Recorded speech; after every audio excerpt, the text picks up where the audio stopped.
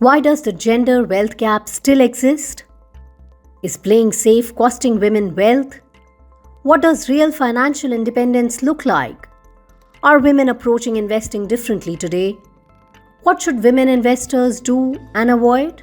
Hello and welcome to Investors Hangout, your weekly guide to making smarter investment decisions. This series is brought to you by Aditya Birla Sun Life Mutual Fund and Value Research. Now, more women today are earning than ever before. We're leading teams, we're launching startups, managing households, and we're also building careers. But here's the uncomfortable question. Are we building wealth at the same pace as we're building our careers? Because earning is one thing and securing our financial future is something totally different.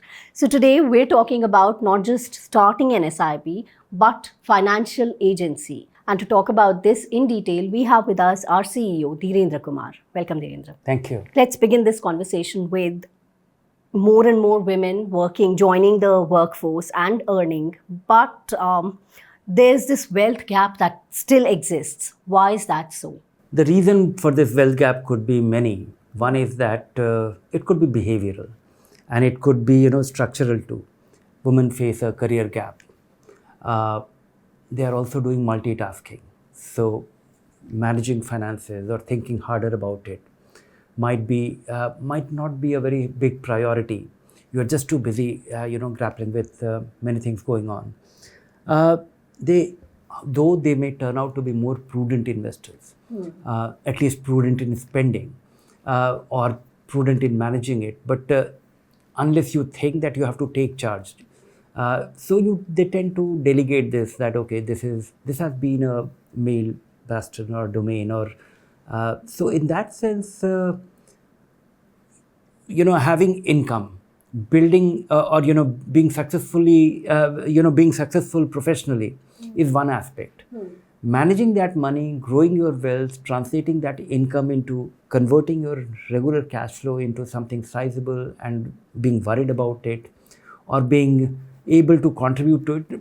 I don't think they think in terms of controlling their finances. And that could be one of the reasons. And there are odds against them. They are going to live longer, and they will be facing the career pause or in between to rear a family.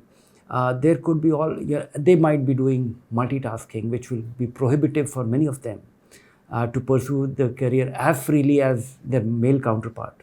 Despite all that, they succeed. So I think there is something going on, which is more in the behavioral or the whatever is the traditional way that you delegate it to the male in the family.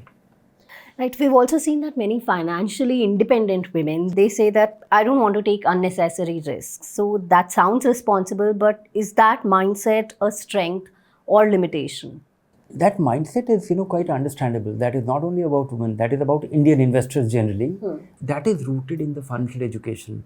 One is that our educational system does not provide for any financial understanding. Like SIP is looking like a great educational initiative.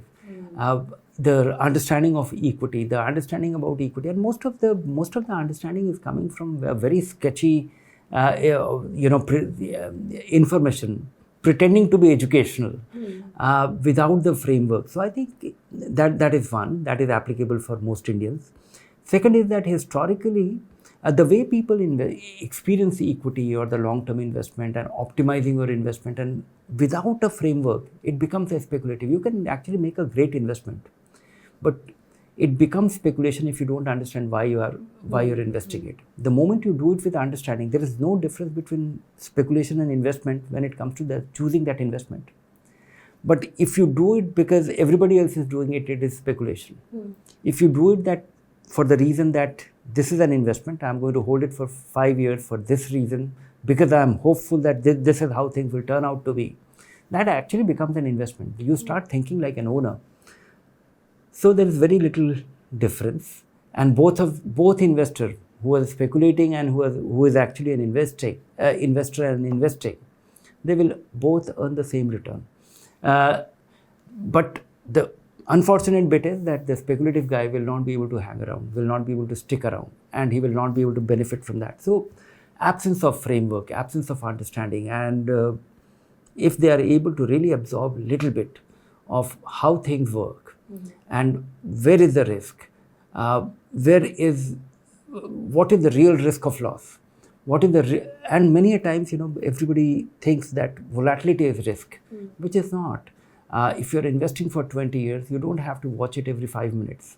How do you reduce the risks? So risk management, understanding risk, definition of risk, and why things, and where you should not take risk, what part of your money you should never take risk, and how to be prudent about risk.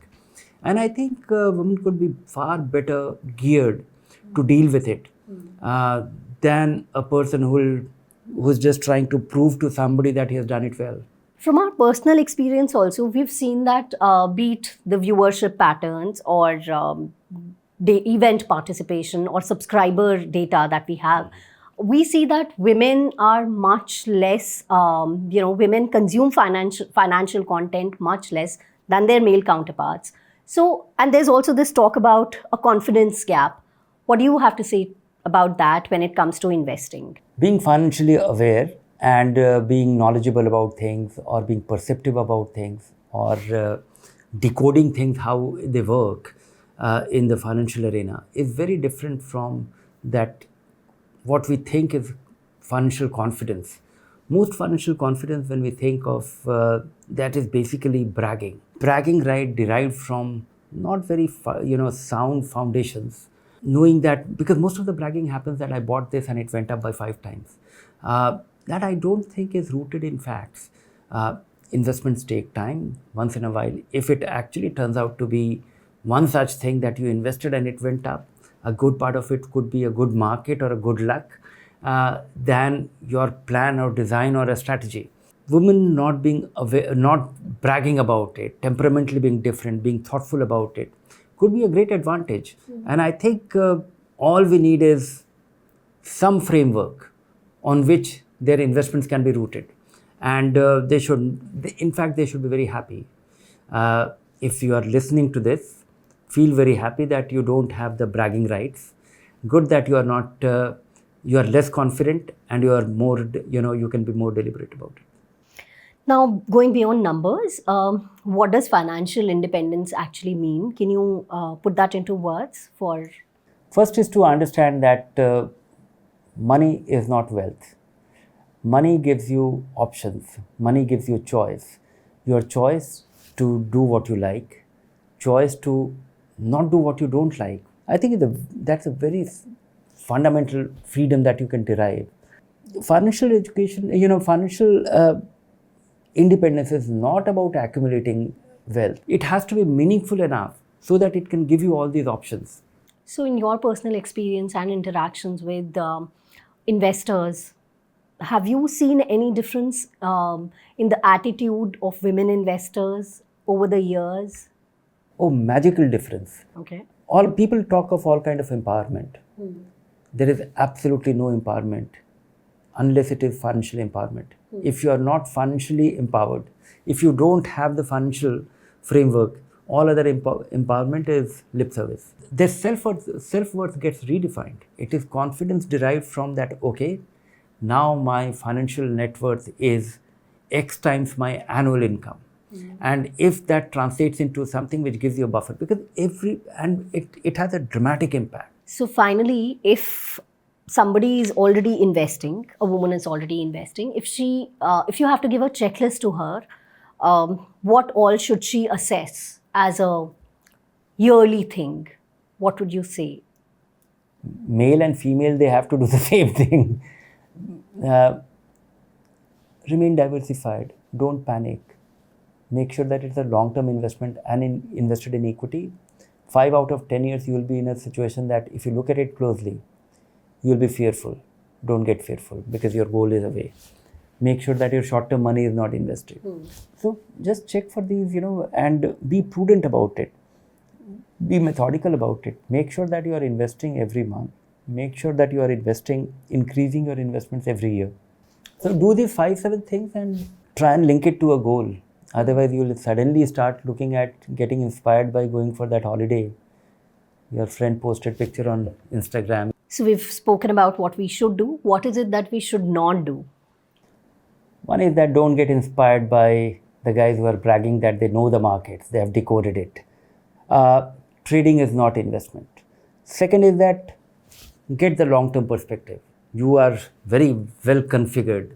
I've seen my grandmother or my mother. They always had the money, even when we thought that the money has exhausted. They always had the backup money. So you are well configured, and speculation is not investment. Think long term and configure yourself.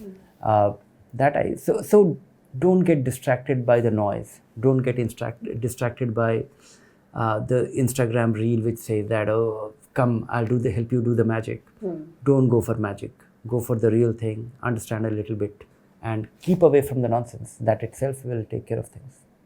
And I think many of us are already doing it, because from my circle, I can tell you that less and less women absorb all this noise. We are very careful with our money, and it's just about taking ownership, and high time we do that. So that's all we have for you in today's episode. Thank you for watching. We'll see you next time.